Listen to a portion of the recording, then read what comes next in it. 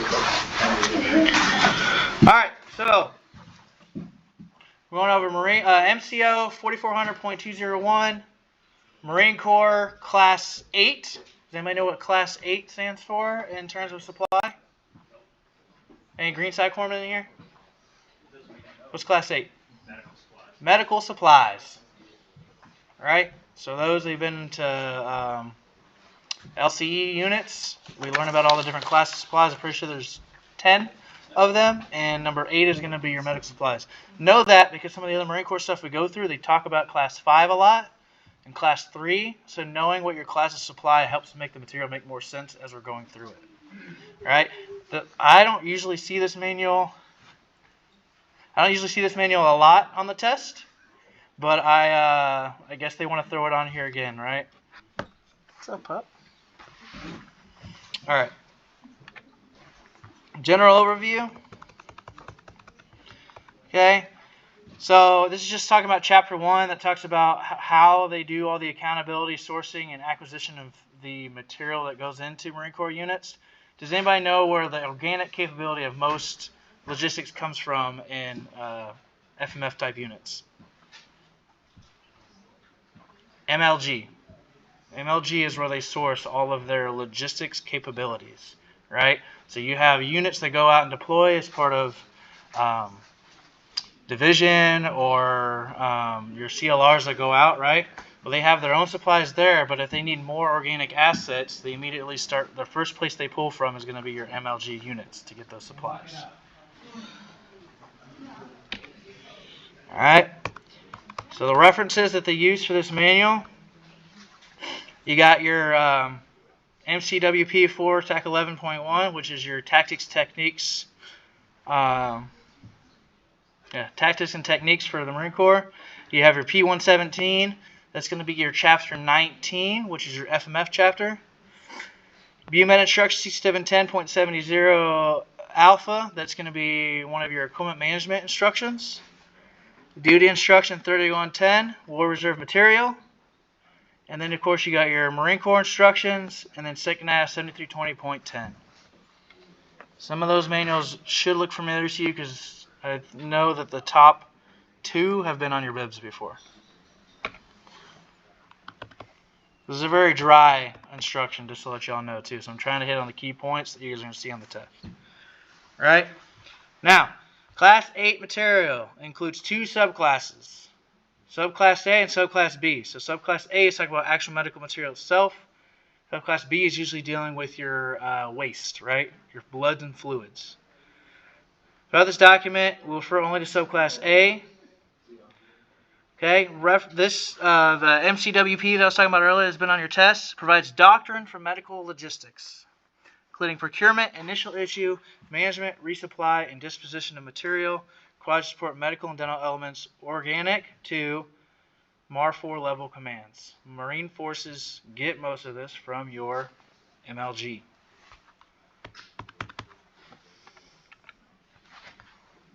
All right. I want to hit on a point for this, and it's also going to be for all your other instructions. Roles and responsibilities is usually hit on, and it's one of those things that will throw you off on tests, right? The easiest way to decipher roles and responsibilities is paying attention to key words in there that tells you who's responsible for it, right? If I'm providing technical assistance, right, was that ever going to be the commanding officer? No.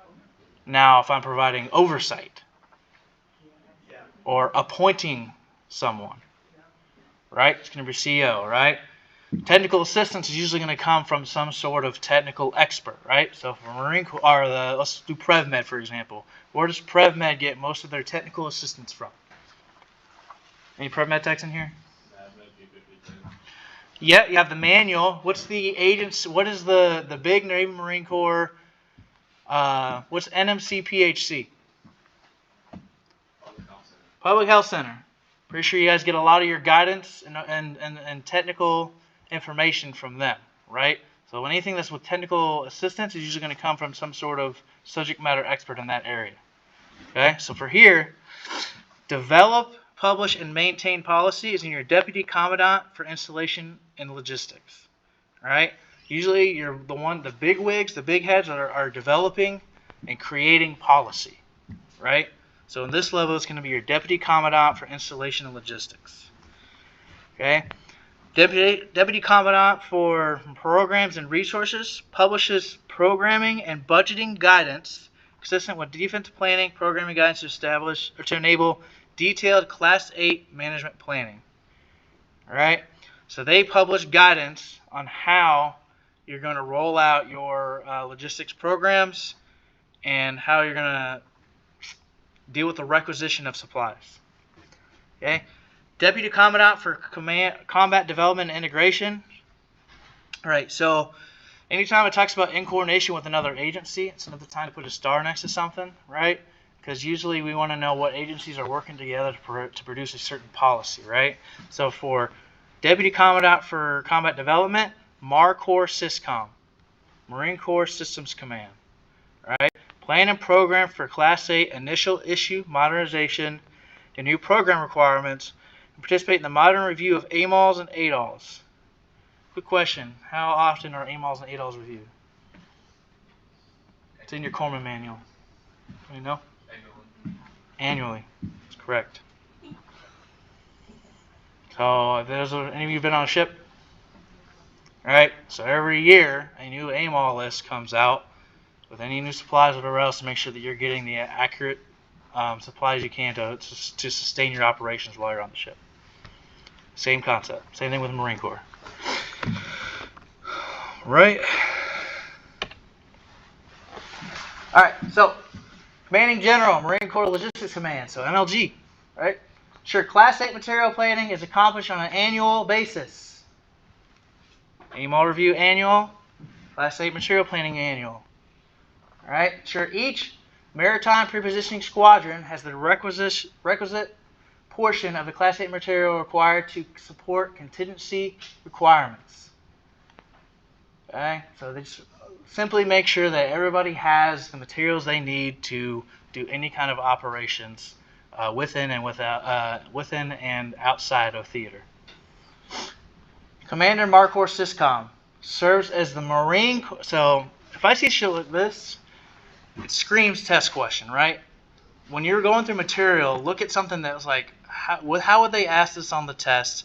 Could this seem like something they would be on the test, right? If you know this, you're not digging too much in the weeds, right? This first bullet point right here sounds like a test question. Who serves as the Marine Corps Executive Agent for the procurement and management of Class 8 War Reserve material? Does that sound like it would be an advanced test question? So knowing that, that person is going to be your commander of Marine Corps SysCom. Okay? Knowing on a test, they're probably not going to go through all this in the weed stuff. Right? They just want to know who's in charge and who pushes out guidance. Right? So know this first bullet point for commander of Marine Corps SysCom.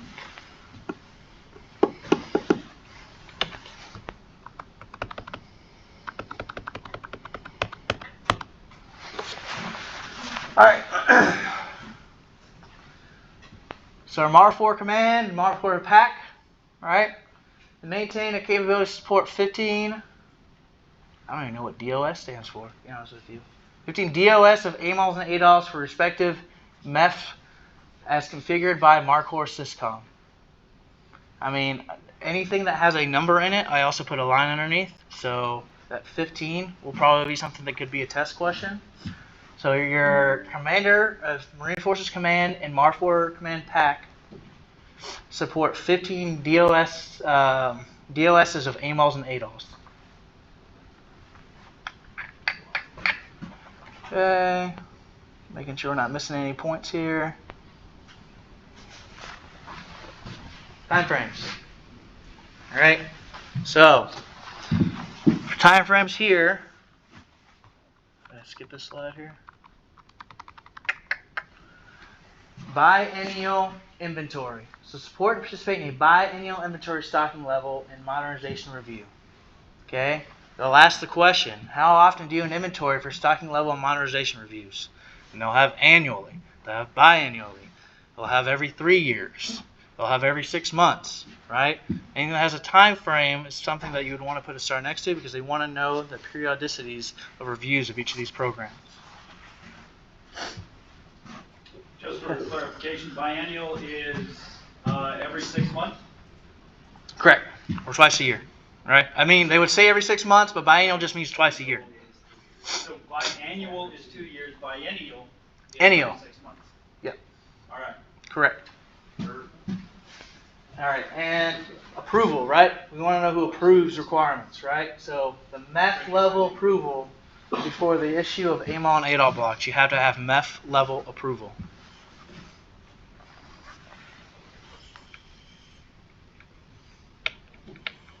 Seeing these little key things can help you decipher through a lot of the weeds while you guys are studying, so you're not studying a lot of unnecessary and making more room for that stuff that you'll probably see on the exam.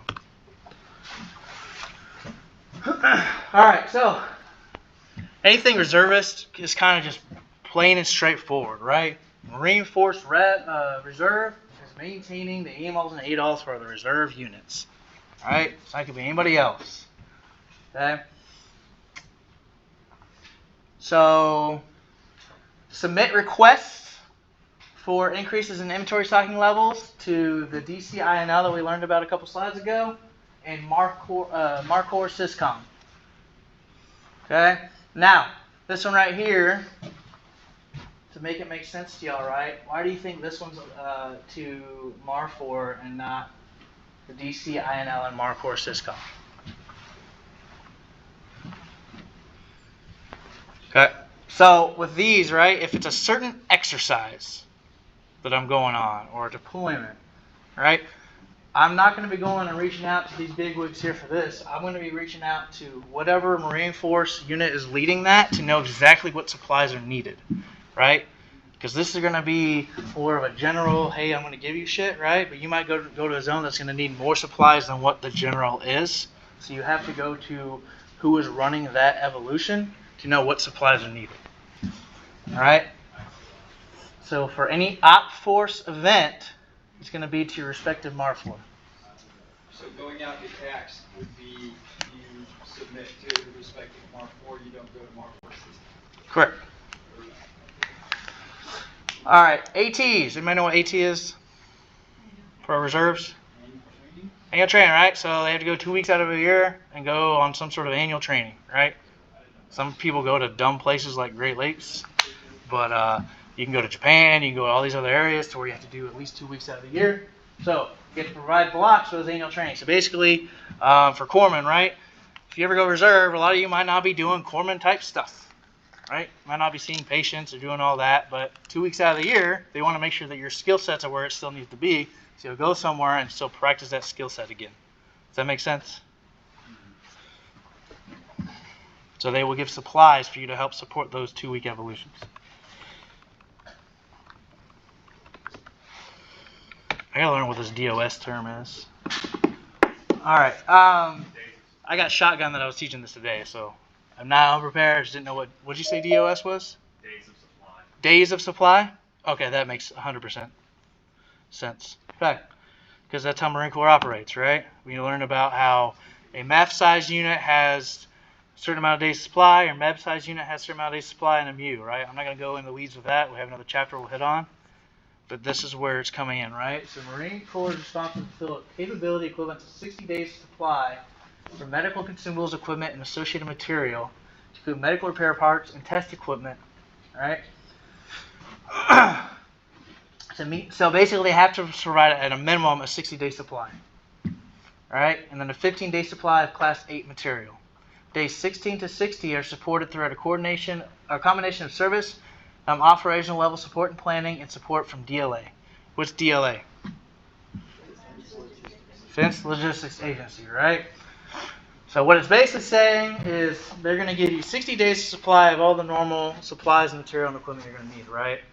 And then they're going to give you 15 days of supply of specific Class 8 material, right? Say you need more than that 15 days of supply because your operations are extended, or your mission requirements are asking for more, or you have more patients than you thought, right? Then days 16 and 60 are supported through a combination of op level support and planning and support from DLA. So you'll coordinate with DLA of getting more supplies sent to you to sustain those operations. All right. Class 8 material is considered war reserve material, as outlined in Volume 8 of this order. Due to the unique and dynamic nature of Class 8, it is authorized to be used in training and exercise evolutions. It is technically owned by the unit. Okay? What kind of type of war reserve material do you think they're talking about with that? Any teachable C guys in here? What kind of material would that be that we could use for training and exercise evolutions? Tourniquets, pressure bandages. Correct. Really, almost everything except for medications. Correct. Right? So you ever hear about people trying to like get supplies from other units, right? Because they have all these supplies just sitting around that they can use just for training, right? A lot of times now we have to do this tier 1 through tier 3 TCCC. Have to have those extra supplies so we can do, especially with ASM. ASM's a newer thing to where you're having a lot more people you have to train to have the supplies to do so.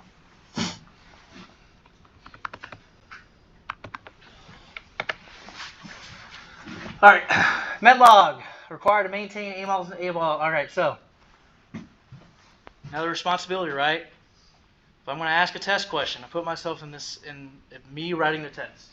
Who is required to maintain AMOL and ADOL block for the respective meth? Medlog. So they'll put MAR4, they'll put medlog, they'll put MLG, they'll put some bunch of other commands that sound like they're probably the answer. But anybody who has a responsibility or a maintenance, you need to make sure you're putting a star next to it. Okay? I also like the words not in anything. Most common, most prevalent, not recommended, right? Because if I'm writing a test, I'm hurrying. If I'm writing a test, I want to know that you know what cannot be used, right? So issuing of partial blocks of an AMOL is not authorized. It has to be the whole block. Do you know what I'm talking about when I'm talking about blocks of AMOLs? Anybody ever seen AMOLs and ADOLs? Somebody explain to me what an AMOL is. Like, what does it look like? Bunch of green boxes with shit. Correct. Yeah, and they're numbered too for perspective supplies. And there's different numbers for different blocks. So like 619 is lab. They've got a few others.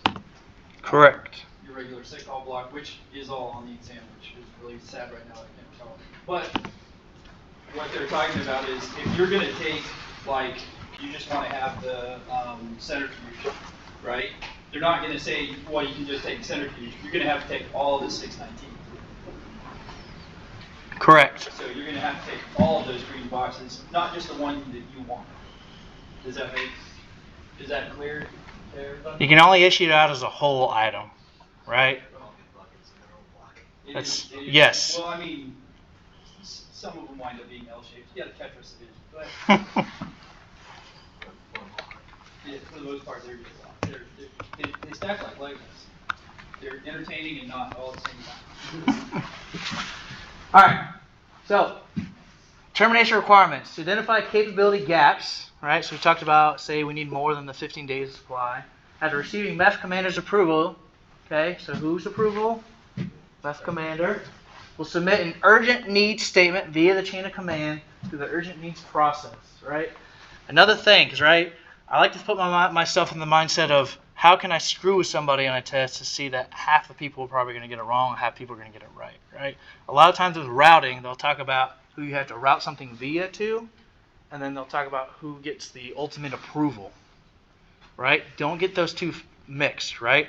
Usually sometimes there's a middleman that has to review these requests and then take that request and push it up to the bigwig for approval, right? So via the chain of command is urgent needs statements, but it has to be approved by who? MEF commander. Okay. Okay, this is common sense here. It is responsibility of who? Medlog to procure pharmacy items through prime vendor or DLA contingency contracts. Responsibility of Medlog. And usually who am I talking about? I'm talking about Medlog. What's that unit I keep mentioning? Medlog and MLG are two of the same that coordinate with each other. Sourcing. Alright, 2 separate phases of sourcing Class 8 material. Ensure support for all units deploying from their base or station, and to ensure sustainment support. Yeah, so this is what I was talking about. Inside and outside theater is what these units are supporting, right? So I want to make sure when my guys go out on patrol, they have all the materials they need for whatever that operation is, right? And then I need to make sure I have enough supply back at the BAS to support any kind of contingency operations of supporting the patients that come into there. Okay. Almost done. I know I'm getting somebody hitting their watch over there to me. Alright. Positioning. Class 8 inventory is a position in the med logs based on the op plan requirements and training requirements as determined by each MEF. Okay. See if we're not missing anything else here. This term right here you're going to see a lot. Alright. This is the big way agency I'm talking about where you need like massive amounts of supplies or you've kind of expanded the 60-day limit, right? So if you got enough supplies and you still need more, you need supplies that are probably just going to need a big time approval for that, right? So after day 60, material is positioned by DLA troop support and theater of operations within the TAMLAM, right? Typically Army or within the medical supply chain network, right? After day 60, pay attention to this keyword right here. This is the agency that's going to be coordinating your supply request.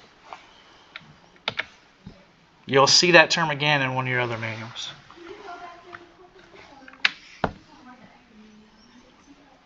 Yeah, I don't know what it means exactly right off the top of my head, but I know that you guys are going to see it again in another one of your manuals.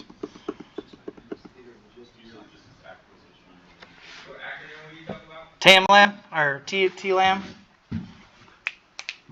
There's SIMLAM and TAMLAM that are the two big agencies that you have to coordinate through for bigger supplies of request. I only know them by the acronyms because that's how they show them on the test, but we'll again spell it out for you when we go over that chapter. And if you notice with a lot of stuff too, is another point for me to make a star back next to. Army is probably one of those services that is the main coordinators with us on a lot of things, right? PrevMed can attest to this greatly, right? Army is always associated with your food, right? Any nutrition standards or anything else like that, and then your immunizations, right? So when we're talking about other agencies, most of the time I see Air Force is when we're talking about aeromedical capabilities in Marine Corps units, right? Or any kind of ground force unit type stuff. If we're talking about Army, it's usually around PrevMed or supply.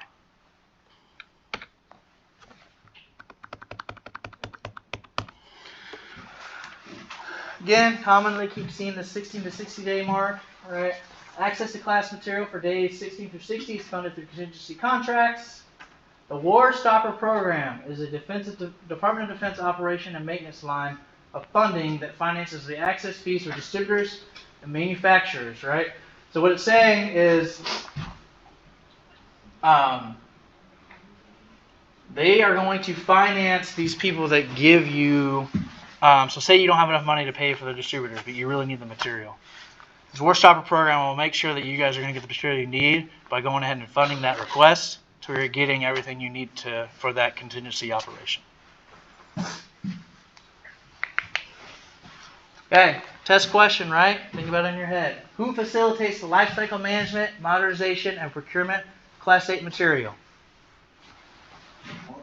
MAR or SysCom. All right? I know y'all have taken a test and seen questions like that on there. Put stars next to stuff where you'll see how it's asked.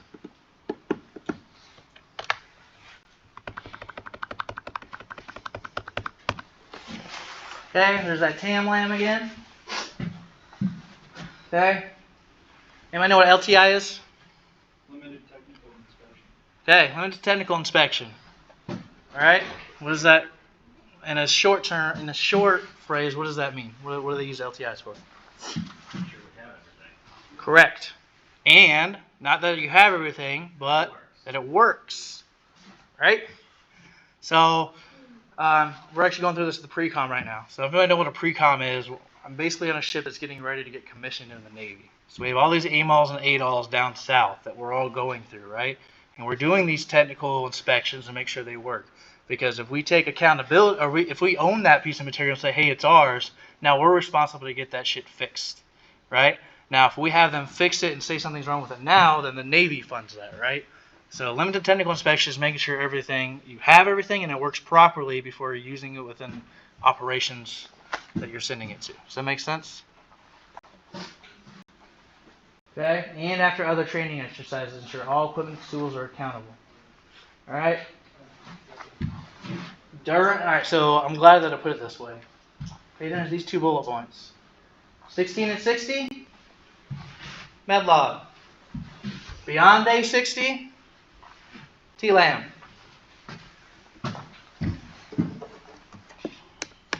I'm glad that I actually put it that way because there was a lot of that keep happening in the PowerPoint. Just know those 2 points there. You don't need to know all these extra words. Just know 16 to 60 is going to be associated with medlog, and beyond 60 is TLAM. All right, last slide because I know I'm going past time. Resources. All right. Directives, right? I said the big wigs are ones that usually issues directives, right? So directives are issued by the Commandant of the Marine Corps, not your Command Master Chief. You have to see CMC on the test. 9 times out of 10, it's Commandant of the Marine Corps, not Command Master Chief. Okay? And this is just a bunch of other hoopla. All it's saying is your Chapter 19, your FMF manual of your P117 goes into more detail. Does anybody have any questions about